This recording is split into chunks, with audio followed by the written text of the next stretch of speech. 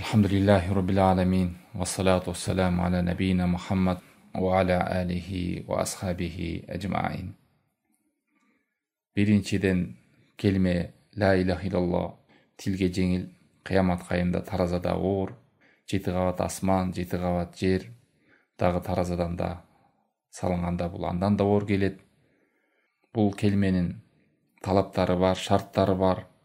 Кимде ким бул жашоодо маанисин билип, амал жүзүндө ишке ашырса, бул дүйнөдө жаны чыкса дагы Ла илаха илlallah келмеси жеңил чыгат, айта алат.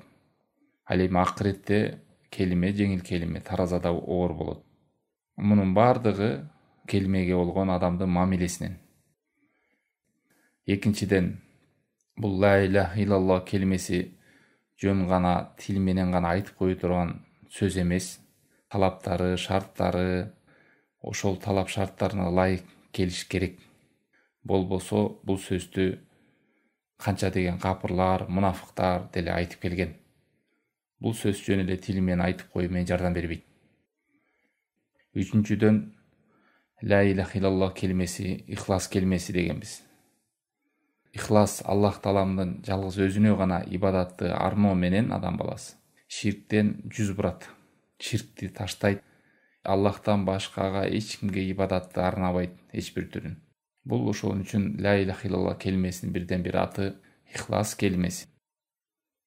Бул айткан адам эч убакта башка бирөөгө Аллахтан башка ибадат арнабайт. Төртүнчүдөн, таква келмеси дегенбиз. Араб тилде таква деп сактануу. Кимде ким чынчыл болуп, ихлас менен айта турган болсо, тозоктон сактанат. Ошол боюнча сөз кылганбыз. Бешинчиден, Ла илаха илlallah келмеси Аллах Таалам Куранда айткандай урватул усқа деген. Ажырагыс бекем тутка, бекем устундук карманган болот жашоосунда. Ла илаха илlalloh'нун түшүнүү менен, кармануу менен. Алтынчыдан, Ла илаха илlallah келмеси Фаман якфур бит-тагут ва юъмин билла деп келген Бакара сүрөсүндөгү аят. Бул жалгыз Аллах Тааламдын өзүнө гана ибадатты арнап, ошолго бекитүү жана Аллахтан башка ким гана болбосун, эмне гана нерсе болбосун, бардыгын биз танып жокко чыгарышыбыз керек. Мына ошондо Ла илаха илlallah келмеси ишке ашат. Аллахтан башкага нерселерге адам ишенбей, ынанбай, моюнга албай, аларга капыр болуу. Тек гана Аллах Таалам өзүнө гана иман келтирүү. Жетинчиден, Ла илаха илlallah келмесин айтканбыз, бул капырчылык менен исламдын айырмалап турган нерсе. Кимде ким бул Ла илаха илlallah келмесин айткан болсо, мусулман болот. Ал эми бул келмеге каршы нерселерди жасаган болсо, ал исламдан чыгат. Капырчылык менен исламды айырмалап турган келме ушул Ла илаха илlallah. Сегизинчиден, көп адамдар келмени айтышат, кайталашат, тилекке каршы Ла илаха илlallah келмесиндеги келген талаптарды, маанилерин, рүкүндөрүн, шарттарын билишпейт. Ошонун белгилеринен Ла илаха илlallah айтып жүргөн адамдарды көрөсүздөр, ошол кабырга деле барып жүргөндөрдү, Аллахтан башка нерседен үмүт кылып бүй бакчыларга барып жүргөндөрдү, Аллахтан башка нерседен үмүт кылып ибадат кылып жүргөн нерселерди, бирок оозунда Ла илаха илlallah келмеси бар. Эгерде бунун талаптарына, маанисине каршы чыга турган болсо, амалында ал канча кайталаса дагы пайда бербейт Ла илаха илlallah келмеси. Тогузунчудан, шайтандын кээ бир адамдар менен, кээ бир жамааттар менен келмени азгырууда, жол тосууда, алар менен ойногондугу. Суфийлерди мисалдаганбыз. Бул шарапаттуу келме. Ушул жүрөк менен иман келтирип, ишенгендей эле жана ошого амал кылгандай эле аны дагы тил менен айтып жүрүү чоң улуу зикирлерден. Сообу да чоң.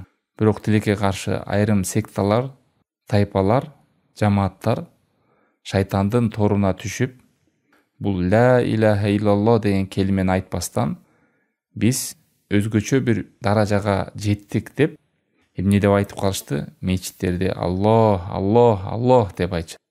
Бул бир топтору. Эмне десе биз зикир кылып атабыз. Эмнеге Ла илаха илlallah деп айтпайсыңар десе, ал карапайым эле айтат. Биздин бир өзгөчөлүктөрүбүз бар. Аллах деп айтышканга дагы буга да бир өзгөчө даража керек деп айтышат. Өздөрүн адамдардын арасында бир элитасын сезгендер ибадатта, зикирде. Андан да өйдө кеткендери бар. Алар Аллах деп айтпастан ху деп айткандары бар деди. Алар Аллах деп айткандан да өздөрүн даражасын өйдө көрүшөт. Ошентип колтукташып алып, мечиттерде бийлешип, айланышып, ооз торунан көк чыгып кеткенче, акыл эстен тайганча айткандар бар. Андан дагы өйдө чыккандарыбыз бар деп чыгышты бирөөлөр. Биз ла илаха иллаллахты да айтпайбыз, Аллах деп да айтпайбыз, ху деп да айтпайбыз. Биз жүрөк менен гана айтабыз. Бул илгерки бир болгон окуялар эмес, бул мына ушул 21-кылымда эле арабызда эле ушундай түшүнүктө жүргөндөр бар. Керек болсо мен Аллах деп айтканын жүрөгүн уктум деп ишенип жүргөн адамдар бар. Кимде ким ла илаха иллаллах деген келмени бир бөлүгү хуа десе, бир бөлүгү Аллах десе, бири жөн эле ла илаха деп койсо эле, ал эч кандай сооп албайт. Бул зикир болуп саналбайт. Жөн эле Алла деп койсо да зикир болбойт. Айтыш үчүн сүйлөм болуш керек, сөз болуш керек толук. Же субханалла, же альхамдулилля, же Аллаху акбар, же ла илаха иллаллах. Ушундай толук маани камтыган сөз болуш керек. 10-чудан тилекке каршы бир топ адамдар ушул келменин маанисин билсе дагы айрымдары, бирок анын күнүндө, түнүндө ушул улуу келмен кандай тилге жеңил, аз эле айтып коюу менен бир нече ополтоодой чоң соопторго ээ болууга мүмкүнчүлүк болсо дагы, кайдыгерликтин айынан, же жалкоолуктан, же боштуктан, же кайсы бир же илимге умтулбагандыктанбы ушул келген келмелерди айтпастыгы, ла илаха иллаллах камтылган зикирлерди болбосо бир күндө 10 жолу айтуу менен даражасы көтөрүлгөндүгү, күнөөлөрдүн кечирилгендиги, Аллах Тааланын ырайымына алынгандыгы, канча деген кулдарды азаттыкка чыгаргандыгын соопту алышы, күнөөлөрү кечирилиши ла илаха иллаллахдан өткөн улуу зикир жок. Ошондойлорду билсе дагы айрым адамдар эртең мененки кечки зикир, намаздан кийинки зикир, түндө уктаардын алдында зикир, эртең менен ойгонгондо зикирлет. Ла илаха иллаллах камтылган сөздөрдү жашоосунда, тилинде, жүрөгүндө аз айтылгандыгы өкүнүчтүү. Бир нече себептен келип чыгат. Же жалкоолук, же болбосо ушунун кадыр баркын билбегендик, же бул келмеде эмнелер камтылгандыгын билгендиги аздыгы. 11-ден пайгамбарлардын атасы болгон Ибрахим алейхиссалам өзүнүн коому менен Аллахтын жалгыздыгына чакырып, Аллахтан башка нерсеге сыйынган адамдарга түшүндүрүп, бул нерсе туура эмес экендигин, жалгыз Аллахтын өзүнө гана ибадатты арнаш керек. Мен силер сыйынып аткан бул буттардан, бул сыйынып аткан заттардан оолакмын, алысмын. Тек гана мени жараткан ким болсо мен ошого сыйынам деп. Ал Аллах. Эмнеге силерди Аллах Таалам жаратса, а силер жаны жок, сүйлөгөн, силерди укпаган, өзүңөр колуңардан жасаган нерсеге сыйынасыңар деп. Ушул пайгамбарлардын атасы болгон, таухидти даңазалап чакырган Ибрахим алейхиссаламды кече шейх эскерип мисалдады. Ошондуктан бул таухид деген бул менен энен айтайын деп атабыз. Ла илаха иллаллах келмеси бул деген Адам алейхиссаламдан баштап ар бир пайгамбар, бул пайгамбар саллаллаху алейхи вассаламга гана таандык нерсе эмес, бүт пайгамбарлар чыгып келген.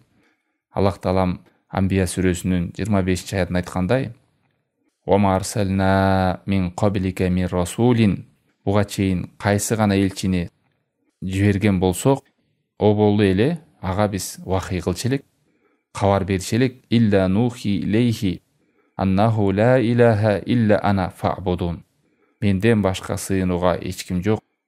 Мен элемин, мага гана ибадат кылгыла деп ар бир пайгамбарга эскертип келгенбиз дейт. Ва лaqad ba'athna fi kulli ummatin rasula. Ар бир коомго биз элчи жөнөткөндө ани абудуллаха вастанибут тогут. Жалгыз Аллахтын өзүнө гана ибадат кылгыла жана Аллахтан башкага сыйына турган нерселерден оолак болгула деп эскерткенбиз. 13-дөн мусулмандардын арасынан чыкты ушундай бир топтор. Алар ла илаха иллаллах келмесин билүүдө тек гана тил менен айтып, жүрөк менен ишенип, амалды имандан деп көрүшпөйт. Мына мунун терс таасири коомго аябай тарыхтан тарыхка, кылымдан кылымга тийип келет. Ушундай чала була түшүнүп алып, эң негизгиси эле жүрөгүң менен Кудайга ишенсең болду. Мен мусулманмын деп айтып коюшка оозуңда келмең болсо болду. Ла илаха иллаллах болду, мен мусулманмын. Ал эми кылган күнөөлөр, жасаган амалдар бул келмеге каршы келеби маанисине? Каршы келбейби? Ага башыңды оорутпа. Сен жүрөгүңдө ишеним барбы? Кудай болгон. Кудайга ишенесиңби? Болду. Тилиңде мусулманчылыгыңды тастыктаган келмең барбы? Болду. Кандай амал кыласың? Аны таштап кой. Ал иманга зыян бербейт деген топтор бар. Алардын аты муржиа деп коет. Муржиа деген амалды имандан деп билбейт. Амал менен иманды ажыратып салгандар. Болбосо ла илаха иллалло 3 нерсени камтыйт. Ажырагыс нерсе. Ушу үчөөнүн бирөө эле кем боло турган болсо, ла илаха иллалло келмеси бузулат. Ал адам эмнени кылса дагы пайда бербейт. Ошонун биринчи эле этикад, жүрөгү менен болгон ишеним. Аллахтан башка сыйынууга эч ким жок деп жүрөгү менен ыйман келтирип ишеним. Ла илаха иллалло айтат экен, мен деле айтып коеюн мусулманчылыктын адеби экен деген эмес бул. Чын жүрөгүм ишениш керек өзү айтып аткан сөзгө. Бул деген сөз Аллахтан башка эч кимден үмүт кылбайт экен, эч кимден сурабайт экен, эч кимден коркпойт экен. Аллахтан корккондой, Аллахтан үмүт кылгандай деген Аллахтын касиеттерин эч бир махлукатка арнабоо деген сөз. Ушуну билген адам жанатип мазарларды аралап кетип, булактарды зыярат кылып, арбактардан суранып кетип, дарактарга чүпүрөк байлап салып, айтор Аллахтан да башка бир кудурет бар коюптан ушундай мага ырыскы берет, же менин кажеттеримди чечип берет деп үмүт кылбайт. Экинчиси тили менен айт. Тили менен айтпаса да болбойт. Албетте эгер дудук болуп, тилинде үзүр болуп айта албаса, ал башка маселе. Анан үчүнчүсү эле амал. Амал деп сөзү менен айтып алып, Аллахтан башка сыйынууга эч ким жок деп анан башка нерсеге сыйынып аткан болсо, кандай болот бул жер? Өзү айтып атат ла илаха иллалло деп, бирок каршы амалдарды кылсын. Ошондуктан чаташкан коомдордой, секталардай жолуна түшүп калбаш үчүн биз сөзсүз бул келменин маани маңызын, талаптарын, шарттарын, рүкүндөрүн билиш керек, үйрөнүшүбүз керек. Бир аз убакыт бөлүп. Болбосо жанагыларга окшоп эң негизгиси жүрөгүң таза болсо болду, оозуңда келмең бар, жүрөгүңдө иманың бар, калган нерсени Кудайга ташта деп койгондордой болуп калбайлы. Булардын бирден бир 14-дөн ушул нерсеге түшүп калышынын себептеринин бири илимден жүз буруу, кээ бир келген аяттарды же хадистерди толук укпастан, толук үйрөнбөстөн бир эле бурчун окуп алып эле ошо менен жыйынтык кылып койгондор. Ла илаха иллаллону ким айтса бейишке кирет десе, мына айтпады Аллах Таала. Кимди ким айтса бейишке кирет деди, мына мен айтып койдум. Болду. Биякта амал самал деп сөз кылган жок деп. Болбосо канча башка жерде пайгамбар саллаллаху алейхи вассалам толуктап чын жүрөктөн айтса, ихлас менен айтса, жана Аллахтан башкага сыйына турган нерселерден жүз буруса, алардан оолак болсо деген хадистер толукта айтты. Пайгамбар саллаллаху алейхи вассаламдын хадистери, Аллах Тааландын Курандагы аяттары биринин сөзү бири-бирине карама-каршы келбейт. Ал бири-бирин толуктайт. Ал эми жүрөгүндө оору болгондор, эптеп бул нерсени уккусу келбегендер, амал кылгысы келбегендер бир бурчун гана жулуп алып туруп, мына ушундай дебе эле деп туруп кетип калгандар бар. Кээ бирлер наадандыктан, караңгылыктан, сабатсыздыктан үйрөнбөгөндөр бар. Мисалы, хавариштер. Исламда мына ошонун артынан канча адамдар Сирияга кетип калды, канчалар ушул игылга кошулду радикал топторго. Алар тек гана жихадка келген аяттарды карманып алат, бирок ошого толуктаган хадистерди, аяттарды укпайт, аалымдарга кайтпайт. Мына мындай дебедиби деп, мындай десе ушунун улантысын окут, эмне дейтсе ал жак кайтып баргысы келбейт. Жогоруда айтканыбыз муржииттер да ошол. Аллах Таалам кечиримдүү, мен баардык күнөөлөрдү кечирем дебедиби? Анда эмнеге күнөөдөн коркосуң сен? Аллах Таалам кечирет да күнөөлөрдү. Ушул аяттарды өздөрүнүн амалдарына далил катары алып келет. Мына ошондуктан ла илаха иллалло келмесин жакшылап үйрөнүшүбүз керек. Мына пайгамбар саллаллаху алейхи вассаламда бир нече хадистер келген. Кимде ким ла илаха иллаллону ихлас менен айткан болсо, чынчыл болуп жүрөгү менен айткан болсо, жана ла илаха иллаллону айтып Аллахтан башкага сыйына турган нерселерге капыр болсо деген сөз, ал нерсеге ынанбайт да, башка нерсеге. Бирөө айтса, баланча жерде ушундай бар экен, ал деле колдойт экен, ал деле пайда берет экен, ошого барсаң жолуң ачып берет экен десе, бирөө ошондой бекен, кой анда барып көрөйүнчү менде деп барган адам бул капыр болгон жок башка нерсеге, Аллахтан башка. Болбосо ла илаха иллаллах маанисин түшүнгөнгө мусулман не деп жооп бериш керек? Биз ла илаха иллаллахны айттык го. Аллахтан башка эч ким бизди колдой албайт, эч ким бизди жолубузду ача албайт, эч ким бизди тоса албайт. Тек гана Аллахтан гана үмүт кылабыз биз. Аллахтан гана коркобуз. Ошол жолубузду ачуучу, ошол биздин жолубузду жабуучу. Эмнеге биз бак таракка, отко, айга, күнгө, жерге, асман деп бир Аллах жаратып койгон махлукат үмүтүбүздү байлашыбыз керек. Сапарга баратабыз, баланчы жер бар экен, бир аз бир мал союп алып, бат алып коюп же ошонун бир сыйынып койсок жолубуз ачылат экен. Мунун баардыгы ишенимдеги адамдар ла илаха иллаллах келмеси эмнени камтырын билген эмес. Ихлас менен айтса, чын жүрөгү менен айтса, чынчыл болуп айтса, жана Аллахтан башка сыйына турган нерселерге капыр болсо деген эмне бул дейт. Пайгамбар саллаллаху алейхи вассалам бул хадисте айтканда байлап айтып атат. Чын жүрөктөн жөн эле ооз менен айтып эле коюп пайда берет деген түшүнүк калып калбасын адам. Ооз менен жөн эле маанисин билбей эле. Ихлас менен айтса деген сөз бул ширктен алыс болсо деген сөз. Аллахка шерик кошпоо деген сөз. Ихластын жана тилдик маанисин айттык го. Ушундай туп-тунуктук. Мисалы жана уйдан Аллах таалам субханалла жаратты уйду. Уйдун ичинде кандай болуп жана аппак сүт чыгат. Болбосо уйдун ичинде ириңи бар, сейтиги бар, эмнеси гана бар, каны бар. Ошол тарамыштардан бүт аралап келип туруп, тунук аппак сүт кандай болуп чыгат. Мына ушул бул дүйнөдө дагы канча азгырыктар бар. Канча адамдын үмүтүн, оюн бура турган нерселер бар. Аллахтан да башкага сыйына турган нерсе. Эч бирине көңүл бурбастан туп-тунук ибадатты жалгыз Аллахтын өзүнө арноо да. Могу сүт кандай тунук болсо, ошондой ибадатты да туп-тунук, эч нерсени бул жака иликтирбестен, аралаштырбастан, адамдар көрсүн, уксун, кылып аткан ибадаттан бир нерсени үмүт кылбайлы. Жашоодо бир таанымал болууну, же адамдардын арасында бир сүйкүмдүү болоюн, же бир жагымдуу болоюн, же ушул ибадаттын артынан байлыкка, мансапка жетейин деген эч кандай Аллах Таала менен болгон ортоңдо ибадаттай бул жашоодон эч нерсени көздөбө деген сөз. Ихлас деген. Эч нерсе болбосун. Бир эле оюң эмне болсун десе, о Аллахым, ушул ибадат менен сага жакындасам, сен ыраазы болсоң, ушунун артынан тозоктон олак болуп, бейишиңе кирип кетсем деген эле үмүт болсо, бул ихлас.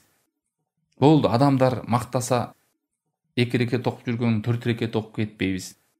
Адамдар жаман деп койсо, намазды таштап салбайбыз. Мүдө, оюң, гамың, санаң эч адамдар кымындай да таасир бербеш керек. Мына ошол чын жүрөктөн хариса мен калбихи, ушул келмени айтууда, намаз окууда, ибадат кылууда тил менен айтабыз, бирок жүрөгүбүздө ошо айткан ла илаха иллаллах деп айтып аткан нерсе жүрөк орногон жок. Ушул ла илаха иллаллахны туура түшүнүүгө пайгамбар саллаллаху алейхи вассалам айтты, ла илаха иллаллах деп айтып, жана Аллахтан башкага сыйына турган нерселерде капыр болсо деди. Бул байлоо өтө улуу байлоо. Пайгамбар саллаллаху алейхи вассалам мындай сөздү байлап айтып атканда, эмне деп? Аллахтан башка нерселерге капыр болгон дейт. Себеби көпчүлүк адамдар дейт, дагы эле ошол башка бир сыйынылуучу деп алар атап алган заттарга сыйынып жүрүшөт.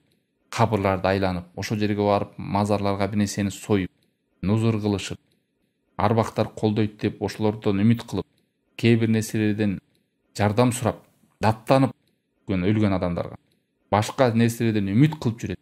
Мындай адамдарга ла илаха иллаллах жардам бербейт. Эмнеге жардам бербейт? Бул деген сөз ла илаха иллаллахга сооп жазылбайт. Ла илаха иллаллах келмеге каршы амалдарды кылып атат. Себеби Аллахтан башкага алар атап алган сыйына турган нерселерге тоң моюндук кылып, мен аларга моюн сунбайм, баш ийбейм, ишенбейм дебестен, аларга капыр болом дебестен баш ийип кетти. Көрдүңүздөрбү? Ла илаха иллаллах келмеге каршы амал кылба деген ушул сөзүңдө, ишенимиңде, оюңда, жүрөгүңдө, амалыңда, мына ушундай нерселерде көпчүлүк адамдар мен айткан жокмун да Аллахтан Иса дейм, же Аллахтын балдары, периштелер дейм, же Кудай экөө дебейм, же Кудайга ишенбейм деп айткан жокмун деп айрым адамдар ла илаха иллаллах келмесине каршы сүйлөө дегенди ушинтип түшүнөт. Христиандарда болуп баласы бар деген жокмун, яхудтарга окшоп Кудайдын баласы деген жокмун, атеисттерге окшоп Кудай жок деген жокмун. Ла илаха иллаллах, Кудай бар. Болду, ушулуна карама каршы сүйлөгөн жокмун деген ушул түшүнөт.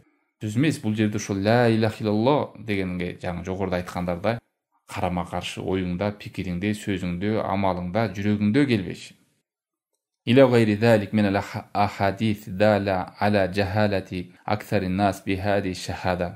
Мына ушул хадистерди окуганда аныкталат, көпчүлүк адамдар ушул ла илаха иллалло шахада келмесинде кайдыгер, мындай айтканда алыс, караңгы, бул нерседен кабары жок. Жахил деген ошол билбейт бул шахада келменин ушундай нерселер камтыйт экенин. Алардын түшүнүгүндө бул келме жөн эле оосу менен айтып жүрө берет. Тилекке каршы карапайым элде эмес. Ушул молдолор, ислам динин жеткизип жүргөн адамдар келмени терең баяндап карапайым элге түшүндүрүп бербейт. Бул дагы бирден бир себеп. Балар барсаң дагы деле кошунанын акысы, тигин акысы, мунун акысы жакшы, ал дагы. Бирок эң акылар башында турган Аллахтын акысы. Аллахтын акысы бузула турган нерселерди айткан молдолор тилекке каршы аз. Же өздөрү түшүнбөйбү, же бул нерсеге маани бербейби? Бул акы бузула турган болсо, орозоңон, намазыңан, кылган ибадаттарыңан пайда жок. Ошон үчүн бул акыны кайта-кайта кайталап айтып туруш керек. Эмнеге деген шайтан дагы ушудан баштайт. Себеби ушул бузула турган болсо, акыш адам канча намаз окуса деле, канча орозо тутса деле, канча дуа кылса деле, пардасы жабык. Элестетип көрүңүздөр, бир адам кечкери намаз, дайыма намазда жүргөн адам. Бирок эч ким үйрөткөн эмес, ушу кабырга барып мал союп, ошол жерден бир нерсе үмүт кылган болбойт экенин билбей жүргөн болсо, намаз окуп жүрө берет. Же өзү умтулбаса, же бирөөлөр айтпаса. Тилекке каршы Шейх Фаузан хафизахуллах айтат, айрым алымдар, молдолор, исламга чакырган адамдардын кемчилиги, ошолордун кайдыгерлиги, шалакылыгынан дагы карапайым элдер ла илаха иллалло келмесинин туура аныктамасын, маанисин билбей жүрөт. Кээде бирөөнү кемситүү баптан эмес, жүрөгүңөн чын эле мындай кайгырасың да. Кээ бир топ балдар менен сүйлөшүп калып, сурап каласың, сен кандай түшүнөсүң ла илаха иллалло десе, турасаң, ла илаха иллалло айтсаң, мисалы, Аллахтан башка жаратуучу жок да дейт. Аллахтан башка кудуреттүү зат жок деп түшүндүрүп айтышат. Аллахтын жаратуучу рубубия деген сыпаты бар да. Ошол нерседен чыкпайт. Ал эми Аллахтан башка сыйынууга ылайыктуу, татыктуу эч бир зат жок деген сөзгө жакындаткан сөздөрдү ушул маани терең таркаган эмес элдерде. Жана 40 күн, 10 күн, 3 күнгө, 4 айга чыгып келаткандардан деле сүйлөшсөң, якынды жүрөккө киргизүү Аллахтан гана болот. Ошону жүрөккө киргизүү Аллахтан башкадан болот дегенди жүрөктөн чыгаруу деп эле кайталай берет. Ла илаха иллалло маанисин толук айтышпайт, түшүнүшпөйт.